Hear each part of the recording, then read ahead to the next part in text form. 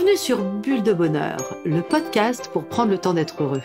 Nous sommes Raphaël et Alban, chercheuses inconditionnelles de Bulle de Bonheur. Ce podcast est propulsé par les jeux 2 minutes et publié tous les jeudis. Aujourd'hui, nous vous partagerons l'épisode numéro 9, Je cultive la joie. Oh là là, mais qu'est-ce que ça me chicote!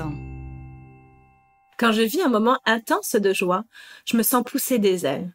Je suis comme remplie d'un flux énergisant qui me met en confiance et me donne envie d'avancer. En même temps, je suis réaliste. Je sais bien que ces moments-là sont reliés à des situations précises et que ce que j'éprouve en découle directement. La preuve, un lendemain de joie, je suis capable de vivre exactement l'inverse. Je doute, je me sens lourde, voire même privée de toute envie d'agir. Et là, ça me chicote. C'est quoi ce pouvoir incroyable que procure la joie et comment le cultiver? Les nouvelles recherches sur les effets des émotions ont montré que les émotions agréables, telles que la joie, traduisent un état de bien-être de la personne et qu'en plus, elles contribuent à son épanouissement. La joie fait partie des émotions de base, appelées aussi primaires. Primaires dans le sens où l'explique Paul Ekman.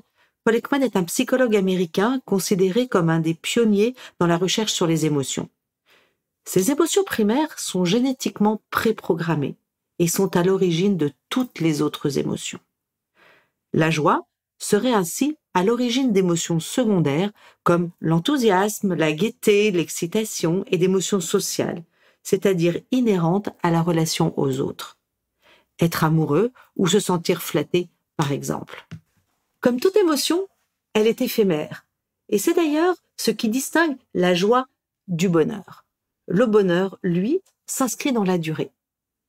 La joie suit le processus émotionnel classique, c'est-à-dire, tout d'abord, un élément déclencheur, un stimuli externe ou interne, ensuite, des sensations physiques, puis un comportement réactif et pour finir, un message transmis. Alors, comment fonctionne ce processus de la joie? Tout d'abord, premièrement, l'élément déclencheur. L'élément déclencheur de la joie est la satisfaction.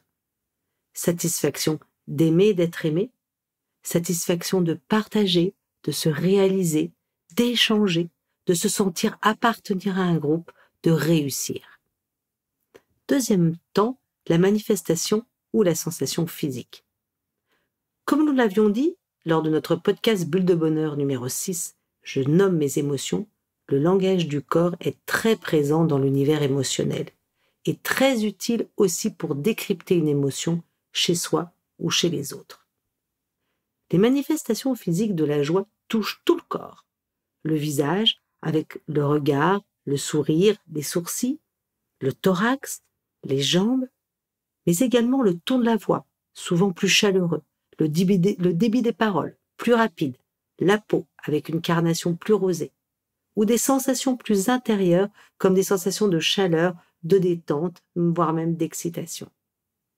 Au niveau du cerveau, la joie déclenche la sécrétion d'ocytocine. C'est la molécule de la relation aux autres, de l'amitié et de l'amour.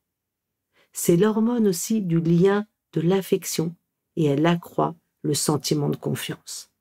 L'ocytocine déclenche elle-même la sécrétion successive de plusieurs molécules dites molécules du bonheur. D'abord, la dopamine, qui est l'hormone du plaisir, la sérotonine, l'hormone de la bonne humeur, et l'adrénaline, l'hormone de l'excitation. On a pu observer que cette sécrétion était provoquée par plusieurs interactions. Tout d'abord, les interactions harmonieuses, mais aussi le plaisir partagé, ou alors un simple échange de regards, bien sûr, s'il est bienveillant. Et puis aussi toute stimulation sensorielle, comme des mots doux, une tétée, un contact tendre, des baisers, l'eau chaude aussi.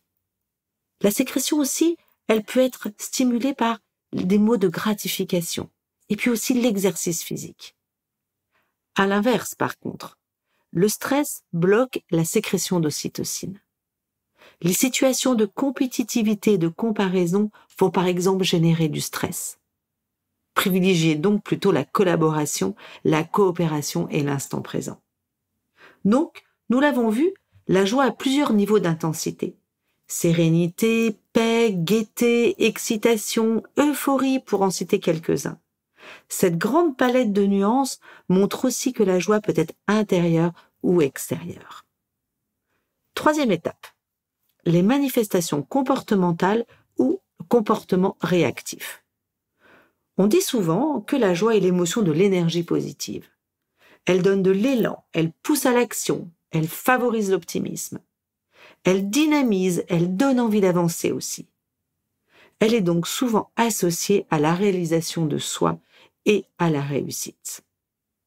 Et puis pour terminer, quel message? La joie nous transmet qu'un but est atteint, que quelque chose est réussi et, surtout pensez-y, qu'il est bon de le renouveler. Comme pour les autres émotions, la joie se manifestera avec une intensité différente selon les personnes. Chacun en fonction de sa culture, de son éducation ou de ses expériences de vie. Nos pensées influencent cependant directement le processus émotionnel. Les pensées, notamment celles qu'on peut appeler les fausses croyances ou les pensées automatiques, vont jouer un rôle important sur les stades 2 et 3 du processus émotionnel, soit au niveau des manifestations physiques et comportementales. Illustrons ce mécanisme par un exemple pratique. 1. L'événement. C'est un stimuli extérieur. J'apprends que je vais avoir une belle augmentation de salaire. 2. Les sensations physiques.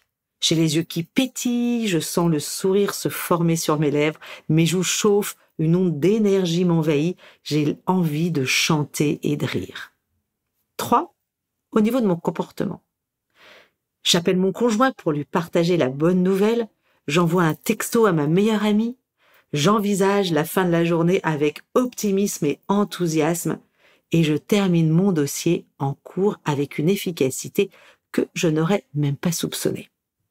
4. Le message transmis par mon cerveau, j'ai atteint un but et je suis reconnu. Alors, que va-t-il se passer si, au cours de ce processus, une pensée automatique viendrait déformer un peu cette réalité? Imaginons qu'enfant, j'ai appris que montrer sa joie devant les autres était un comportement inadapté.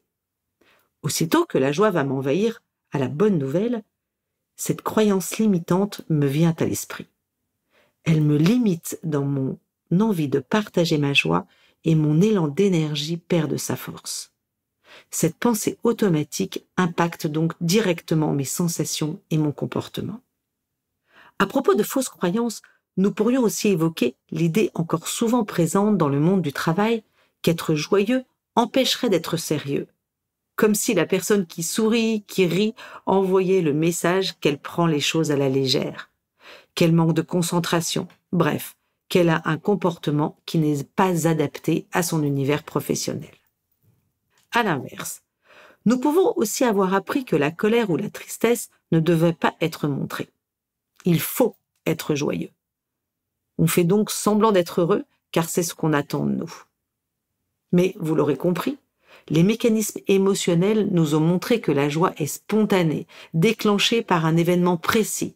Donc, si elle peut être feinte en apparence, elle n'aura pas les effets énergisants et de bien-être que nous avons décrits plus haut. Allez, je change de regard.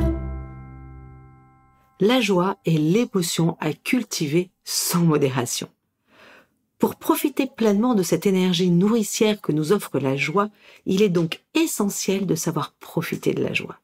C'est-à-dire, une fois encore, être dans l'instant présent, se laisser envahir par ce sentiment de bien-être, de satisfaction devant le but atteint. Cela signifie mettre de côté, en ce moment précis, notre petite voix intérieure qui pourrait avoir la fâcheuse tendance de nous déconnecter de l'instant pour nous ramener dans le passé ou nous emmener dans l'avenir. C'est savoir aussi réfuter les fausses croyances que nous pourrions avoir. Il s'agit par conséquent de faire un arrêt sur image, être à 100% dans la réalité objective de l'instant. C'est-à-dire, tout d'abord d'accepter notre responsabilité dans la réussite d'un événement. Ensuite, c'est prendre le temps de profiter de notre joie avec les autres et avec nous-mêmes.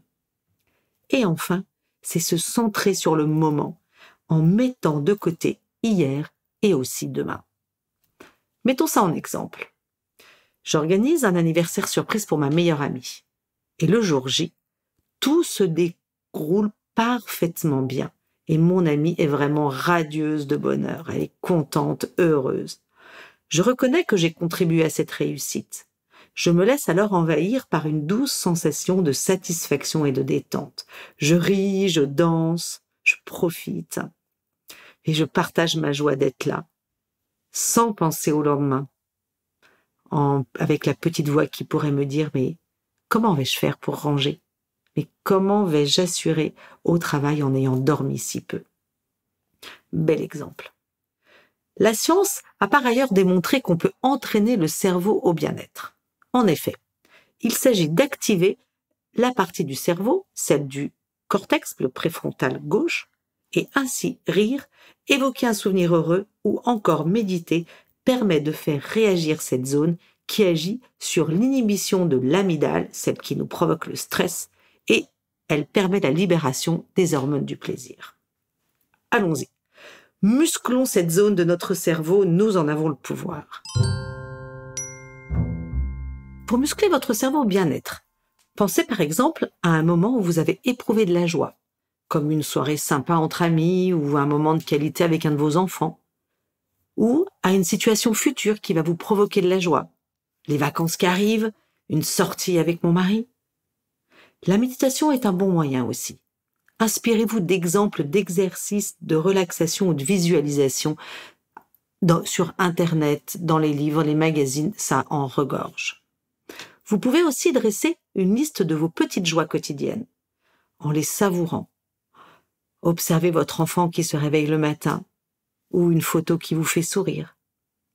Vous pouvez cultiver les plaisirs, notamment les plaisirs des sens, la musique, un câlin, cuisiner, regarder des paysages, mais aussi les plaisirs de la relation, des réalisations. Tous ces exercices vont favoriser la sécrétion d'endorphines et vont permettre de réactiver des moments de joie.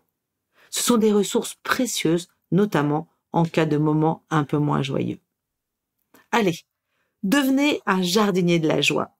Plantez chaque joie vécue et entretenez-les. Plantez aussi des graines de joie à venir et regardez-les pousser. C'est merveilleux. Alors, en termes de bienfaits, nous l'avons dit, la joie active la sécrétion des hormones du bonheur. Elle fortifie et elle donne confiance en soi. La détente provoquée au niveau cérébral permet de voir plus clairement un problème et donc sa solution. Elle permet aussi d'être plus créatif, plus souple. Elle invite au partage aussi, car la joie est contagieuse. Elle implique l'ouverture à soi et aux autres aussi. On la définit même comme un véritable aimant relationnel. Elle permet de vivre l'unité et la communion. En bref, la joie a un véritable impact sur notre santé, sur notre réflexion et sur la qualité de nos relations. Et c'est véritablement dans cet esprit que j'ai créé les jeux 2 minutes, justement pour ouvrir des espaces qui permettent de vivre des moments de joie. Et hop, je me lance. Si je résume. 1. La joie suit la même mécanique que les émotions. Un élément déclencheur, une manifestation physique, une manifestation de comportement et un message. 2. La joie est un aimant relationnel. 3. Je peux consommer la joie sans modération et la partager à volonté. 4. J'ai le pouvoir de créer quotidiennement de la joie pour moi et pour mon entourage. À vous de jouer, chers auditeurs. 2 minutes pour démarrer votre potager du bonheur. Commencez par planter 3 graines de joie vécues dans le passé. Prenez le temps de décrire ces situations, comme le lieu, le moment, les actions. Observez les effets qu'elles ont sur vous, puis plantez votre petite graine de joie d'aujourd'hui. Arrosez le tout et renouvelez l'expérience quotidiennement. Racontez-nous et partagez-nous la récolte de votre potager sur Facebook ou Insta @jeux2minutes. avec Bulle de bonheur, prenez le temps d'être heureux. Merci pour votre écoute. Si vous avez aimé, dites-le nous avec 5 étoiles. Laissez vos commentaires et envoyez des bulles de bonheur à vos amis en partageant ce podcast. Inscrivez-vous à la newsletter en allant sur notre site jeuxdeminutes.com, GUX, 2 en chiffres, minutes avec un S, pour être notifié des prochains épisodes. Bulle de bonheur est propulsé par les jeux 2 minutes, 52 cartes pour prendre le temps d'être heureux.